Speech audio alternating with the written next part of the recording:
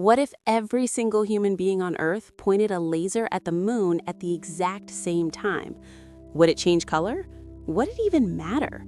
The answer starts completely boring and ends with us accidentally launching the moon out of the solar system. Stick around, because the journey from nothing happens to planetary catastrophe is wilder than you think. Act 1. The setup. Why this is harder than it sounds.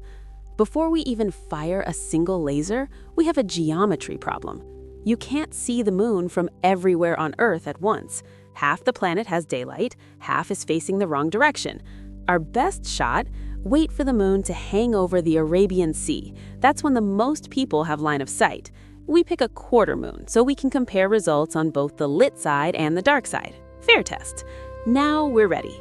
Everyone gets a standard red laser pointer, 5 milliwatts, the kind you've accidentally blinded yourself with during a boring presentation. We fire. Nothing. Here's why. The sun is already blasting the moon with over 6 petawatts of energy. That's a 6 followed by 15 zeros. Our 8 billion little laser pointers combine for roughly 30 megawatts. That's 200 million times weaker than sunlight. We didn't even tickle it. Act 2. Escalating the absurdity. Okay, more power. We upgrade everyone to a 1-watt laser, the kind that can blind you, burn skin, and set paper on fire just by looking at it wrong. These exist. They're technically legal to own in the US, but they're sold online under sketchy names like 1W blue flashlight, very narrow beam, wink. If you've seen one in real life, you know they're terrifying. We spend $1 trillion arming every person on Earth with one. We fire. The moon receives about half a lux of illumination. For reference, moonlight here on Earth is roughly 1 lux, so we've achieved half a moonlight on the moon. The sun's 130,000 lux laughs at us. Still nothing visible. Let's keep going. We ditch laser pointers entirely.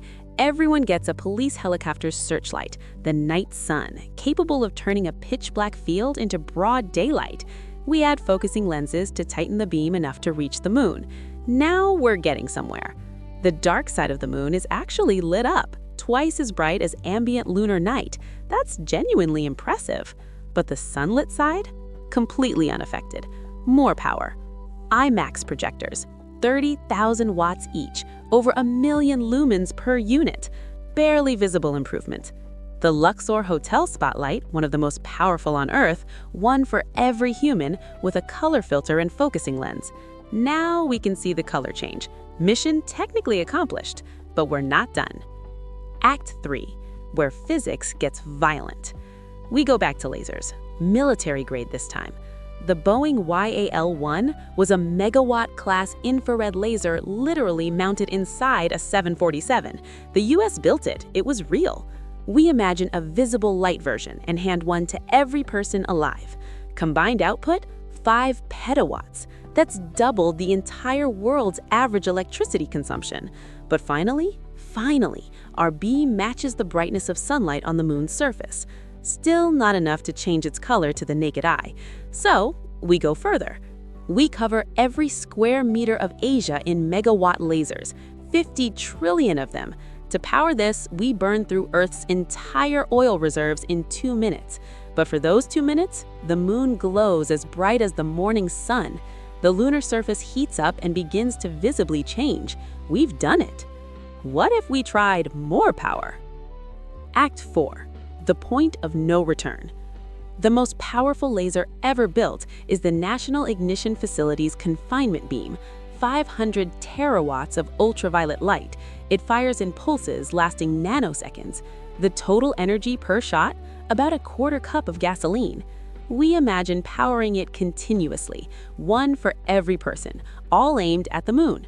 First problem, the lasers turn the atmosphere into plasma and ignite the Earth's surface instantly.